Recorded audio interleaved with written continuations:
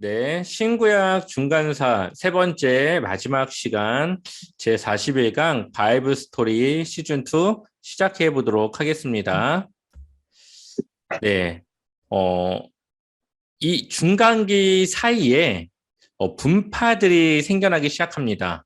유대교 안에서 여러 가지 정치적인 그리고 또 서로 같은 부류의 사람들끼리 모이는 이런 분파가 생겨나기 시작하는데요. 어, 이 중간기를 지내다 보면은 열강들, 제국들의 이 변천사와 함께 이 이스라엘도 그 영향 안에 들어가게 됩니다. 그래서 이제 헬라를 지나서 이제 로마에게 넘어갈 때에 이제 로마가 유대 이스라엘의 분봉 왕을 세우죠. 헤롯을 세웁니다. 그래서 헤롯을 통해서 이 이스라엘의 각각의 지역들을 통치하지만 이 유대인들 나름대로의 이 법적인 기관을 갖고 있었습니다. 그것이 바로 뭡니까? 사내들인 공의회라고 이야기를 해요. 지금으로 말하면 약간 사법기관 같은 곳이 재판을 하거나 이런 유대인들 안에서 일어나는 문제들을 놓고 이제 어떻게 이거를 판결할지를 이제 보는 거죠. 원래 이들은 로마의 법을 따라야 되고 로마의 법을 적용받아야 되지만 이 유대인들은 또 하나님의 말씀과 율법이라고 하는 것을 갖고 있지 않습니까? 그러다 보니까 자기들 나름대로의 그러한 법률적인 기관을 갖고 있었습니다. 그것이 바로 이 사내들인 공의회인데 유대인 최고 자치 의결 기관. 그래서 유대인들 안에서 여러 가지 문제가 일어났을 때에 로마의 법보다는 이 사내들인 공의회를 통해서 여러 가지 일들을 해결하게 되었습니다. 그리고 여러 가지 분파가 있다고 아까 말씀드렸는데요. 뭐 대제사장, 서기관, 바리새파 등 유대 사회 지도자들 71명으로 구성되어 있고요. 이들을 통해서 이제 이런 법적인 이제 절차가 일어나게 되는 겁니다. 그런데 이들이 할 수 없는 것들도 있었어요. 로마의 법을 따라야 했던 것들도 있는데 그것은 바로 이 목숨과 관련된 일들 그리고 그 외에 여러 가지 중요한 일들은 이 로마의 법을 따라야만 했습니다. 한번 우리 요한복음 여기 18장 31절을 한번 읽어볼까요? 함께 읽어보겠습니다. 빌라도가 이르되 너희가 그를 데려다가 너희 법대로 재판하라. 유대인들이 이르되 우리에게는 사람을 죽이는 권한이 없나이다 하니 아멘. 자, 이 제사장들이 또 예수님을 붙잡지 않습니까? 그리고 예수님에 대한 처벌을 빌라도에게 가서 물어봅니다. 그러니까 빌라도가 걔네 그 유대인들의 일에 끼기가 싫으니까 너희들 법 있지 않냐? 너희들 나름대로 사내들인 공의회에서 법적으로 해결할 수 있지 않냐? 너희 법대로 재판하라. 그랬더니 뭐라고요? 사람을 죽이는 권한은 우리에게 없다. 그러니까 지금 이들의 목적은 뭐예요? 예수님의 목숨을 빼앗는 게 목적이었다는 것이죠. 그것을 위해서 빌라도를 찾아갔고 로마의 그 법을 가지고 예수님을 처벌하기 원했습니다. 그리고 가장 끔찍한 형벌이었던 십자가를 이제 짐으로써 예수님이 그 형벌을 담당하게 되는 것이죠. 그래서 이때 당시 사내들인 공의회라고 하는 유대인들 안에 로마의 속국이지만 또 자기들 나름대로의 법적인 기관, 사내들인 공의회가 있었다. 그것이 예수님 당시에도 이 효력을 발생하고 있는 그런 기관이었다는 것을 기억하시면 좋겠습니다. 두 번째로 대제사장입니다. 대제사장, 여러분들 알고 있는 대제사장은 뭡니까? 하나님께서 기름을 부어서 대제사장을 세우시고 그 대제사장을 통해서 제사를 인도하면서 이스라엘 백성들의 그 죄를 용서하고 하나님과의 관계를 회복하는 그러한 역할을 우리가 알고 있지 않습니까? 그런데 이때 당시 대제사장은 어떤 사람들이었냐? 종교적이기보다는 정치적인 사람이라고 이해하시면 됩니다. 이때 당시 유대 신앙 공동체의 최고 지도자였습니다. 그러니까는 모든 유대인들의 공동체들 중에 최고 권력자가 누구예요? 대제사장이에요. 왜 그러냐? 대제사장을 이때 당시에는 하나님이 기름 부어 세우는 것이 아니라 로마에서 지정을 합니다. 임명을 합니다. 그렇다면 로마에서 누구를 임명할까요? 로마에 가까운 사람을 임명할까요? 아니면 로마에 적대적인 사람을 임명할까요? 가까운 사람을 임명하겠죠. 그러니까 정치적인 수단으로서 이 대제사장이 사용되는 거예요. 이때 당시 사두개파 사람들이 보통 대제사장직을 수행을 했는데요.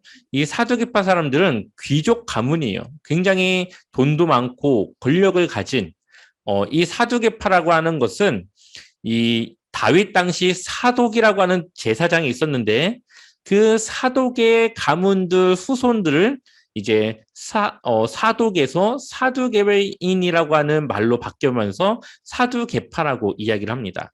이 사람들의 대제사장직을 수행하는데 당연히 로마에 가까운 사람들이고 로마에게 말을 잘 듣는 로마가 원하는 대로 이끌어갈 수 있는 이런 대제사장을 이제 로마에서 세우게 된 것이고요.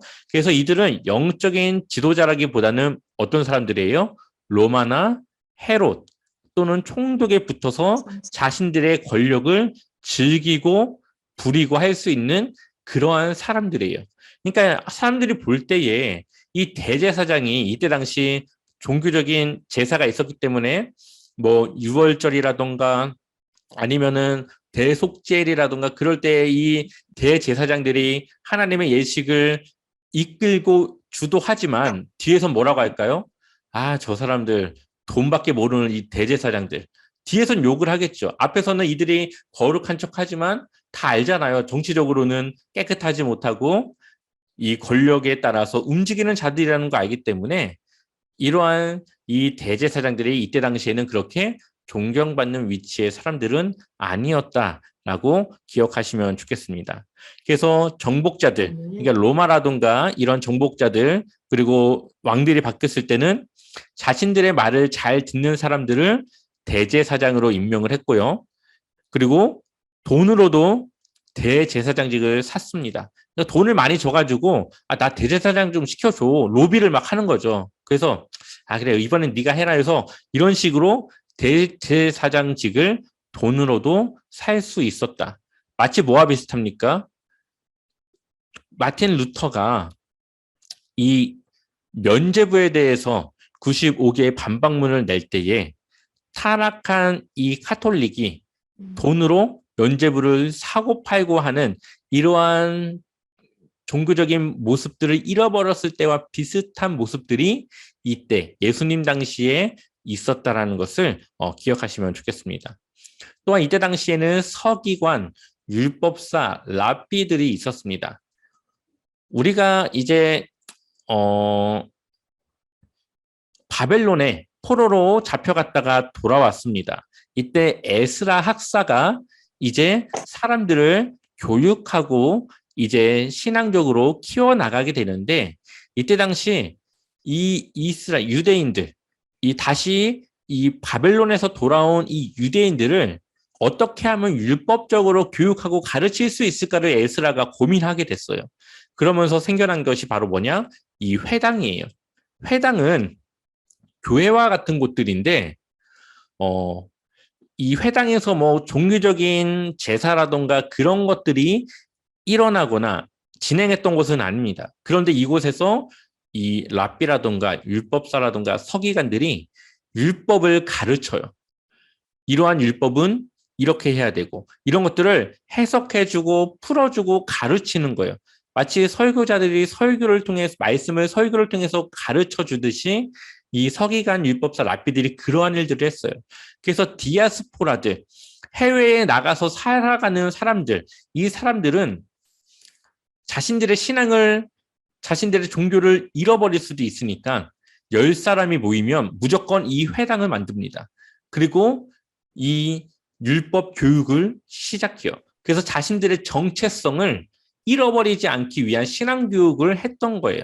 그래서 원래는 이 이스라엘 외의 지역에서 이 회당들이 지어지게 됐지만 이제 점차 이 회당이 이스라엘 안에서도 많이 생겨나게 됐고 곳곳에서 이제 이 회당을 통해서 신앙 교육들이 이루어지기 시작합니다. 그래서 예수님이 회당에서 자신이 해야 될 그 사역을 선포하시죠.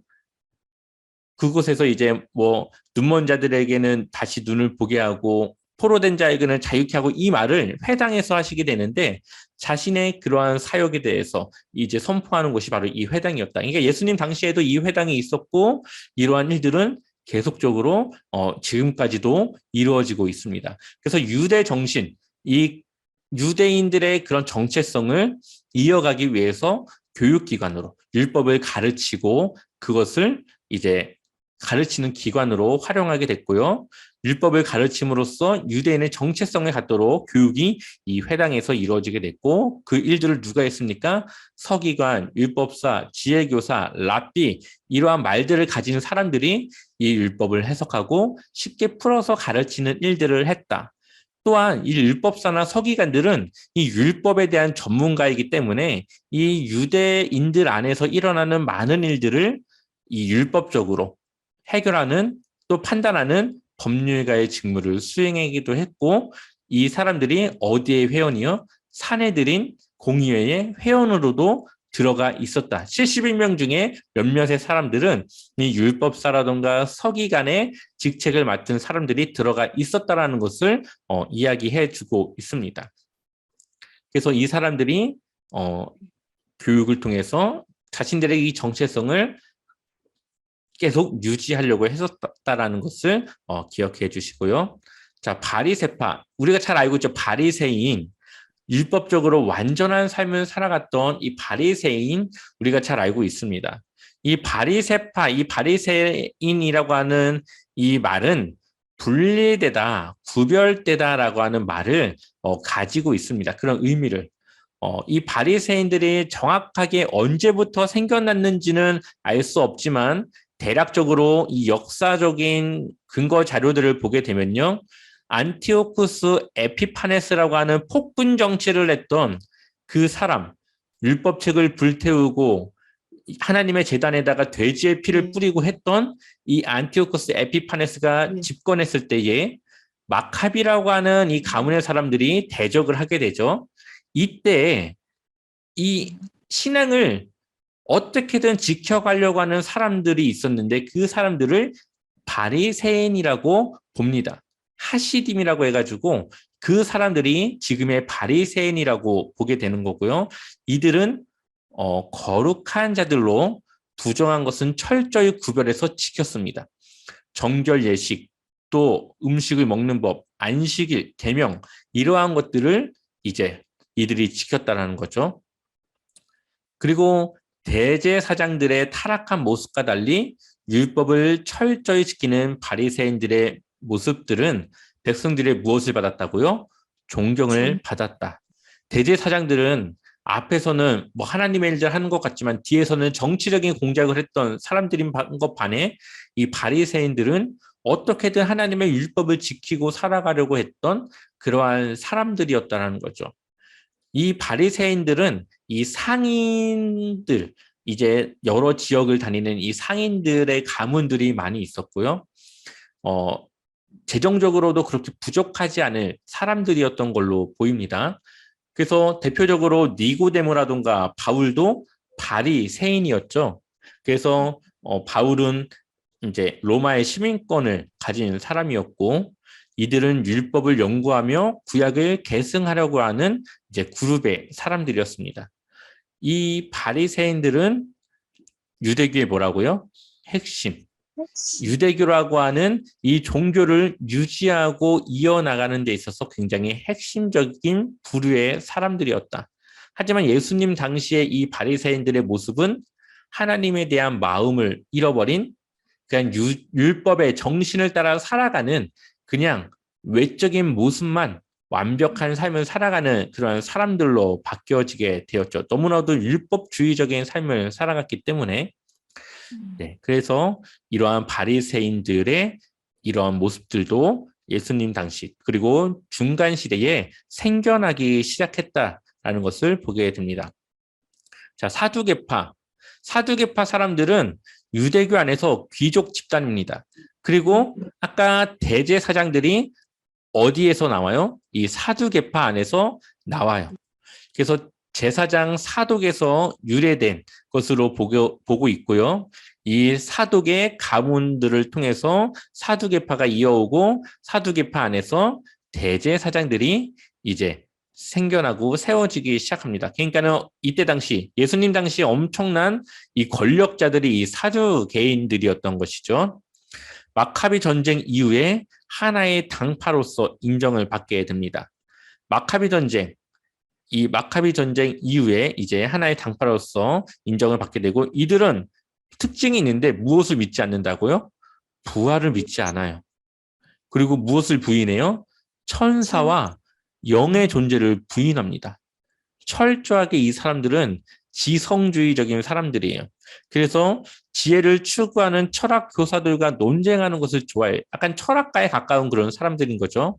그래서 예수님이 하나님의 나라에 대한 복음을 전하고 구원에 대해 말할 때 이들은 육체의 부활을 믿지 않는다. 그리고 천사도 우리 안에 있는 이 영의 존재도 이들은 부인하는 모습을 보여주게 됩니다. 그래서 이 사두개파와 이제 이 사두개파의 이러한 모습들이 이제 있었다라는 것을 우리에게 가르쳐 주고 있습니다. 자, 그리고 열심당이라는 이제 분파가 있었는데요. 영어의 음역을 따라서 셀롯인 시몬이라고 표기를 합니다. 이제 셀롯 땅이라고 하는데 여기서는 이제 질롯이라고 이제 이야기를 하죠. 이제 질롯이라고 이야기를 하는데 이 질롯이라고 하는 말 자체가 광신도라는 말이에요. 광신도. 광신도니까 이제 굉장히 이제 종교에 심취해 있는 사람들이겠죠. 네. 그리고 이 사람들은 반 로마에 속해 있는 사람들입니다.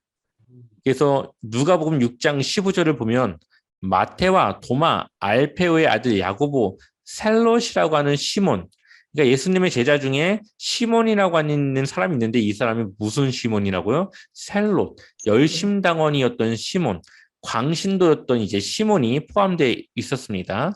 그래서 여기서 질롯이라고 하는 말을 영어로 써서 셀롯, 이제 셀롯 땅이라고 광신도라고 이야기를 합니다. 자, 이 사람들은 어떤 사람들이냐? 종교적이라기보다는 그냥 민족주의적인 집단이에요. 그냥 빨리 로마로부터 해방되고 싶고 독립하고 싶고 그것을 위해서라면 사람을 죽이는 일까지도 서슴지 않았던 사람들이 이 열심당의 사람들이었어요.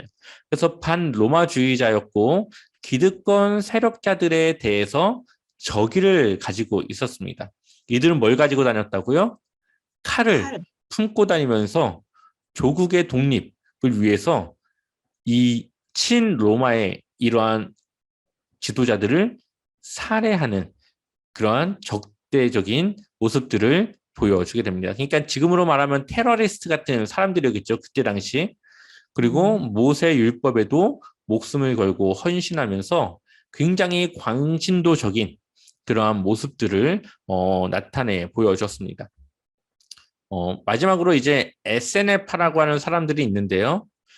SNF파는 쿰란 공동체라고 불리기도 합니다. 이 광야에 쿰란이라고 하는 지역이 있었는데 여기에 동굴이 있습니다. 이 동굴에 여러 이제 사람들이 함께 모여서 공동체를 이루어서 광야 생활을 했던 사람들이에요. 동굴에서 살면서. 그래서 경건한 유대 공동체 중에 하나였고요. 광야에 은둔, 광야에 숨어 살면서 수도사적 성격을 가진 단체예요. 그러니까 굉장히 금욕적인 생활들을 했고 하나님의 말씀을 연구하고 그 말씀을 알아가는 데에 집중했던 그런 공동체였습니다. 대표적으로 누구를 볼 수 있냐? 세례 요한이 SNF파라고 추정을 합니다. 왜 그러냐? 세례 요한이 어디서 살았죠? 광야에서 메뚜기와 석청을 먹으면서 살았죠. 그러니까 이 세례 요한이 아마도 이러한 쿰란 공동체의 SNF파 사람이었을 것이라고 추정을 하고 이제 추측을 하게 되는 거죠. 이들이 거주했던 동굴에서 많은 문서들이 발견되는데 그 중에서 사해사본이라고 하는 문서가 있어요. 혹시 들어보신 적 있나요? 사해사본? 이제 사해사본이라고 하는 것이 있는데 이것이 굉장히 큰 중요한 자료가 됐습니다. 이것을 어떻게 발견하게 되냐? 이때 당시 목동들이 있잖아요. 양을 치던 목동들.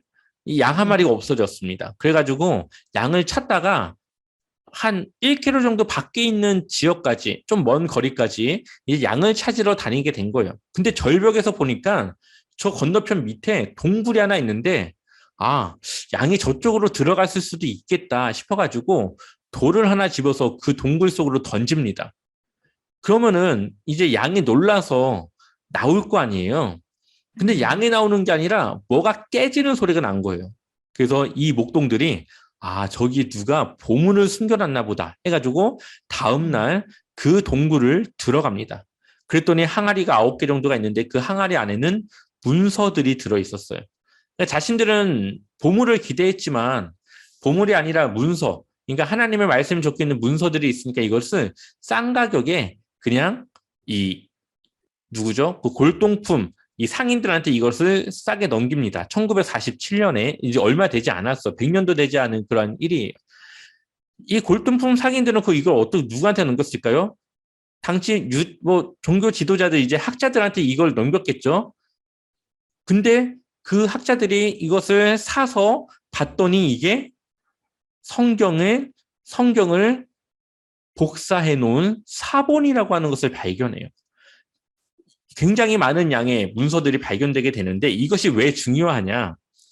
1947년이면은 지금 우리가 들고 있는 정경이 다 완성이 돼가지고 들고 있는 시대 아닙니까?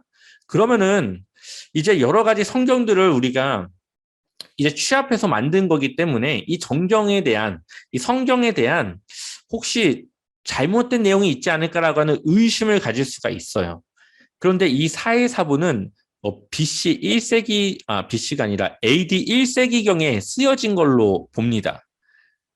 그러니까는 굉장히 오래전에 쓰여진 사본으로 보게 되는데 이때 쓰여진 이 사본과 사해사본과 우리가 보고 있는 성경이 거의 일치해요. 내용이. 그래서 우리가 보고 있는 성경이 잘못된 내용이 아니라는 것을, 하나님의 분명한 말씀이라는 것을 이 사해사본을 통해서 증명해 낼 수 있게 됐고요. 그리고 그 외에도 이 정경에 들어가지 않은 다른 경전의 말씀들을 연구하면서 그때 당시에 이런 내용들을 또 파악하고 연구할 수 있는 연구 자료들이 여기서 발견이 되게 됩니다. 그래서 굉장히 중요한 자료가 이때 당시 보던 자료들이 최근에 1947년에 발견이 됐다. 그래서 에세네파라고 하는 사람들이 이러한 동굴에 머물면서 공동체를 이루어서 생활을 했다라는 것을 기억하시면 되겠습니다. 한 번 더 우리가 정리를 해볼까요? 자, 한번 맞춰보세요. 자, 하나님의 율법을 해석하며 그것을 가르치고 기록하는 성경의 제자들이라고 일컬을 수 있는 전문 그룹. 율법을 해석하고 가르치는 사람들 누구죠? 네, 서기관이죠. 네, 서기관, 율법, 네, 그러한 사람들.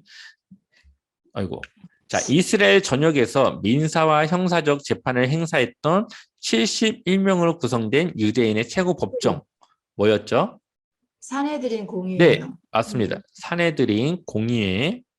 자, 대제사장을 통제하고 예루살렘 성전을 감독하는 배타적인 귀족 그룹.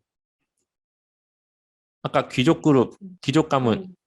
여기 써놓은 거 어디 갔냐? 부활을 믿지 않고. 바리. 네, 맞습니다. 사도계파. 지금 다른 분들한테 들리지 않았는데 옆에서 사모님이 사도계파라고 이제 얘기를 했습니다. 여기 써놓고도. 자, 유대교의 모든 율법적 전통이라면 세부적인 것까지도 엄격하게 지키는 중간 계층에 속한 유대주의의 거대한 조류. 바리새. 네, 맞습니다. 바리새인. 참고로 바리새인과 이 사두개인의 차이가 있는데요. 이 사두개인은 기록된 말씀만 지켰고요. 바리새인들은 구전의 율법, 구전으로 자신들이 이어받는 이 말씀까지도 철저하게 지켰습니다. 그래서 이 사두개인들은 바리새인들을 별로 좋아하지 않았고 바리새인들도 사두개인들을 별로 좋아하지 않았습니다. 그래서 바리새인들은 거의 모든 말씀을 구전으로 전해가지고 그것을 외우게끔 하고, 그래서 기록되지 않은 말씀들까지도 이들은 기억하면서 철저하게 하나님의 율법을 지켰다라고 볼 수 있습니다. 그래서 바리새인들은 모세의 오경과 묵시록, 그러니까는 선지서도 다 인정을 합니다. 하지만 사두개인은 모세의 오경만을 인정해요. 왜? 이들은 뭐 영적인 것 아니면 구원, 부활 믿지 않으니까. 이제 묵시문학은 하나님께서 구원에 대한 말씀들, 뭐 여러 가지 영적인 말씀들을 전하고 있는데 그것은 사두개인들이 인정하지 않았다라는 것을 기억하시면 좋겠습니다. 자, 세금 내기를 거부하며 이스라엘을 적으로부터 해방시키기 위해서 겉모술수, 폭력, 무력을 행사하는 종교적 토대를 가진 정치 집단. 네, 맞습니다. 열심당, 아까 셀롯당이라고 해서 강신도라고 이야기를 했죠. 자, 마지막 이건 아까 제가 말씀드리진 않았거든요. 이 사람들은 제가. 근데 아마 아실 거예요. 로마에 세금을 내는 사람들, 세금을 징수하는 특권을 가지고 동족에게서, 예, 맞습니다. 세리. 네. 네. 이렇게 해서 중간 시대부터 이제 다른 나라들에게 이제 점령을 당하고 하면서 정치적인 그런 모습들이 나타나게 됐고, 로마에 속국이 되면서 이러한 정치적인 모습들은 더 이렇게 활발해지고 여러 개의 분파들이 유대교 안에서 일어나게 되었다라는 것을 우리가 보면은 이제 나중에 신약 성경을 볼 때 바리새인들이 나왔을 때 이 사람들이 이런 사람들이구나. 사내들이 나왔을 때 사내들은 최고 법정기관이구나. 또 대제사장이 나왔을 때 이 사람들은 사두개파에 속한 사람들로 귀족 가문의 정치적인 사람들이고 당시 유대인들의 대표 권위를 가진 사람이었다라는 것. 뭐 이런 것들을 여러분들이 좀 생각하면서 성경을 보시면은 아마 성경의 조금 더 미세한 부분들을 보시면서 함께 보실 수 있을 거라고 생각이 듭니다. 그래서 중간기가 성경에는 나와 있지 않지만 또 신약 성경을 이해하는데 굉장히 중요한 자료들이 있다라는 것을 기억하시면서 중간사 내용은 오늘 여기까지 마무리하도록 하겠습니다.